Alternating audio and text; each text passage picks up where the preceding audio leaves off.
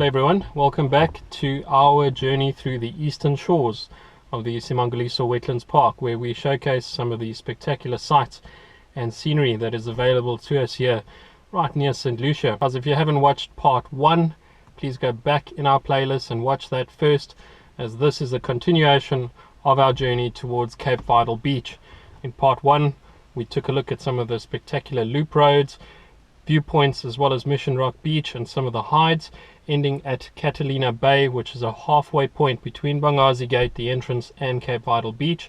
And we pick it up from here and we are heading up north towards the beach, but there are a few more stops along the route which I'm sure you'll enjoy looking at. So let's hit the road, let's see what we can see.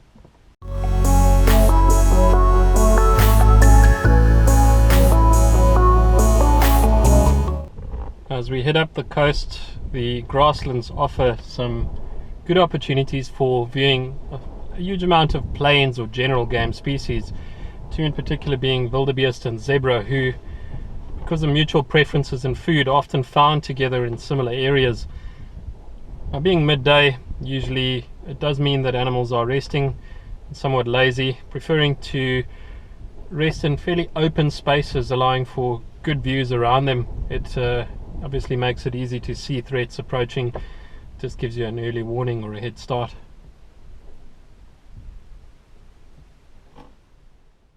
Right, our next stop is a few kilometers up the road. We'll be traveling back up onto the tar road, the main road section, the Catalina Bay road that leads towards Cape Vidal, and we'll be veering off onto what is called Dune Loop as it starts to climb up and over the grass covered dunes again. We leave the coastal plain and we start heading up.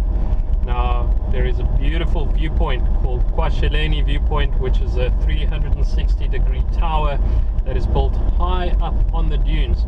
It used to be an old lookout tower for when the forestry plantations used to cover the landscape here in the early days before the park was revitalized and rehabilitated and all the forestry was removed to expose the natural plants and grasslands, and the animals have been reintroduced again.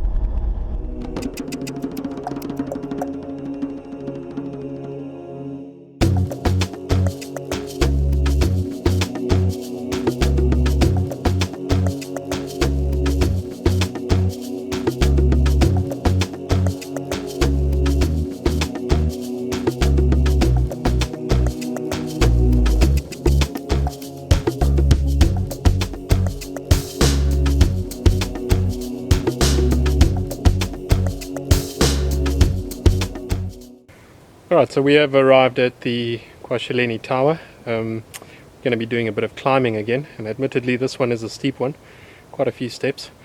The one downside of the viewpoints of the iSimangaliso Wetlands Park is the fact that there is no alternative way to get up to them except if you're able to climb steps or go up the steep gradient of the dune.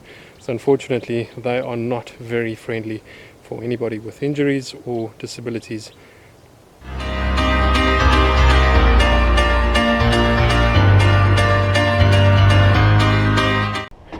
Fortunately for those of us who are a little unfit, these benches over here offer a great respite from the climb.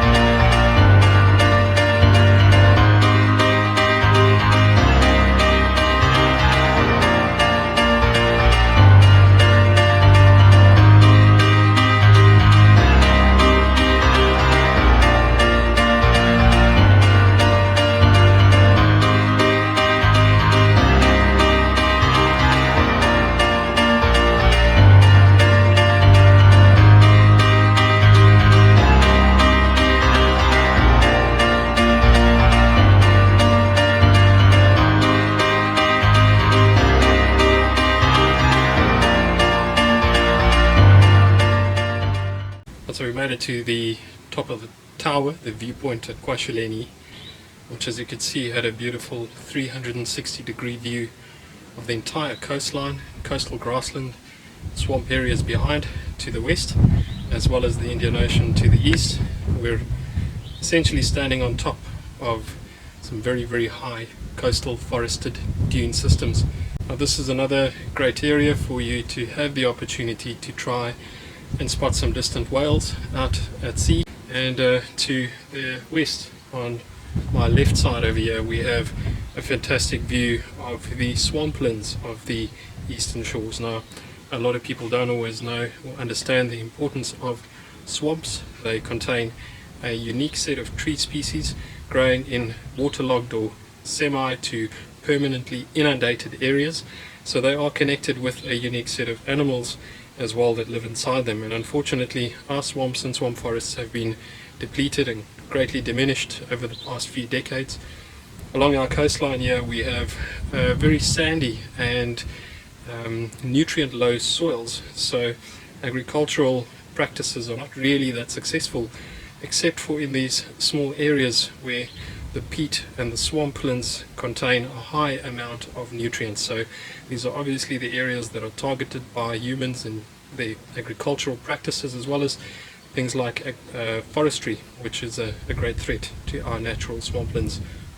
iSimangaliso contains roughly about 80% of the remaining swamp forests in South Africa, which is really important because if you don't know what peat or swamplands are, peat is essentially a type of soil structure that is made up mostly of slowly or undecayed organic material. And what happens is, in these areas, the organic biomass, the trees and the plants on the surface grow at a rate faster than what the underlying organic material is decaying, and so you have multiple layers of undecomposed leaves and other organic material that's really carbon rich. So these areas are very, very important for carbon storage to mitigate the effects of climate change. These areas here are of vital importance to our futures and the futures of the biodiversity of the area.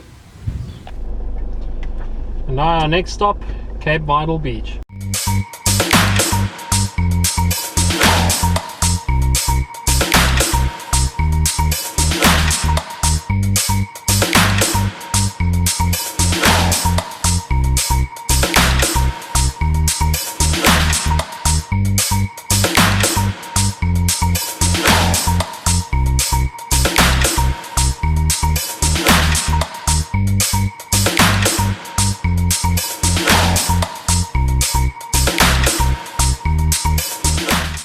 So we're at Cape Vidal, one of the most scenically unspoilt beaches along our coastline. Just behind me in the bay we have a spectacular shallow water reef, which is ideal for snorkeling. There's a lot of rocky shores to explore for the kids.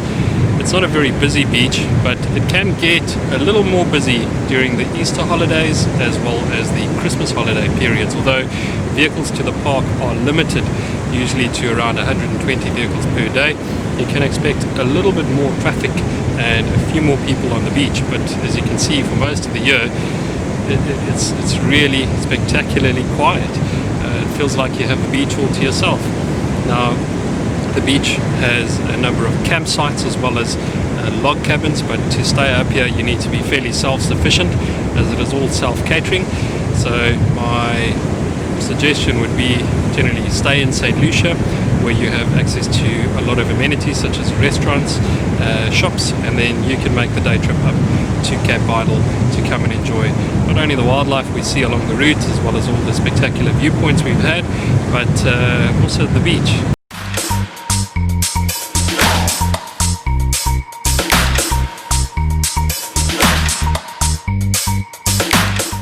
Now, on the way back from Cape Vidal, the last game drive loop to include on your way out would be the Grassland loop, which is a nearly 30-kilometer long stretch of gravel road that veers off towards the west. It goes through the Mfabeni swamp area, so very thick and lush in its forests, and then exits out onto the grassland plains towards the west, where once again the plains will be dominated by species such as buffaloes, zebra and wildebeest. Now, as you pass through the swamp, look out for waterbuck antelope, which are quite common in these waterlogged areas, as well as hippos, who once again rule the roost around the lakes and wetland areas.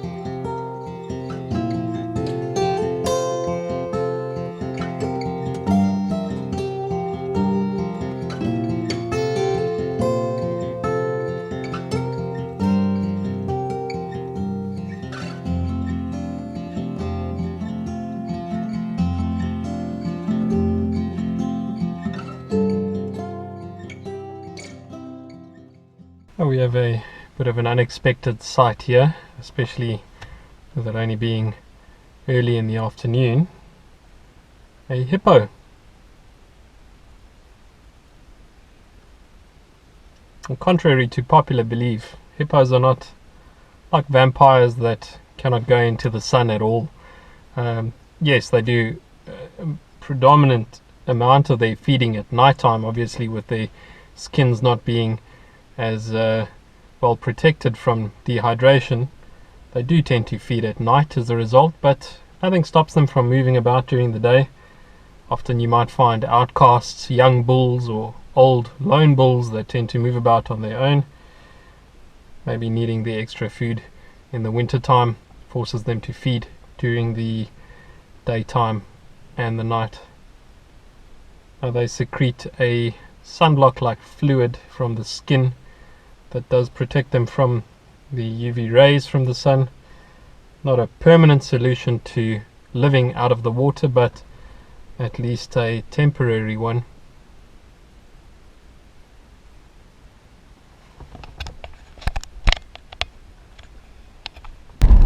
Today we've seen a great variety of animals and birds, some spectacular scenery. We've had everything from rhino to buffalo, hippo, 2 species of snake eagles, saddle-billed stork. It's been a fantastic day for game viewing and animal viewing. The only species we have missed out on so far are the elephants, who are pretty shy. They were reintroduced into the iSimangaliso Park around 2000 and have taken a very long time to form the proper family structures and herd structures which keep their discipline and behavior in check. And so they still are not as used to vehicles, and if I'm honest, not too friendly towards vehicles. Though I've heard them in the forest earlier in the morning, they were not visible. And the other species we're missing out on obviously is the leopard. iSimangaliso, and especially the eastern shores, does have a very healthy population of leopards. It's just the fact that they are, well, quite stealthy and shy. They make a living from being a stealthy animal. So best to look for them early morning, late evening, when they are either coming towards the end of their activity during the night time, or perhaps starting up in the afternoon into the night, and with a bit of luck and perseverance you might find them. Often get the question as to why we don't have lion or wild dog, perhaps even cheetah in the area. Is because they never naturally occurred here. During the early days, or maybe historical times, when animals roamed freely, things like lions had a preference for slightly more arid environment, which coastal areas didn't offer them. They needed more thickets to hunt in, and naturally therefore settled further inland towards the escarpment areas, places like the Mfolozi Game Reserve, about 60 kilometers from here. So they were never reintroduced to the park for that reason, as they're not a native species to the area. And the same goes for giraffe on the eastern shores and a couple of other animals. Nonetheless, more than enough to see and keep you busy, especially with the fact that we were able to see all these land mammals, including enjoying some of the marine life along the coastline. So that's it for your tour of the eastern shores. We hope that you guys have enjoyed it, and that it has brought to your attention the uniqueness of this area. Perhaps maybe it will help you in planning future holidays, future trips to the region. And please remember that a lot of the areas we visited, in fact most of them, are you're able to do them in your own vehicle, in your own car, but you would lack the insight and the information that a guided tour can offer you. So please go and check out www.heritage tours and safaris for information on the day trips we offer, as well as some of the overnight packages, which will include not only this park but all of the surrounding game parks in the area. And I'm pretty sure your experience will be so much better for that reason, is the fact that you won't only just be observing, but you'll be learning about everything, not only the animals but also the history, the landscape and the ecosystems that this area comprises of. So bring you more information on some of the other surrounding parks. And cheers, we'll see you next time. Stay safe.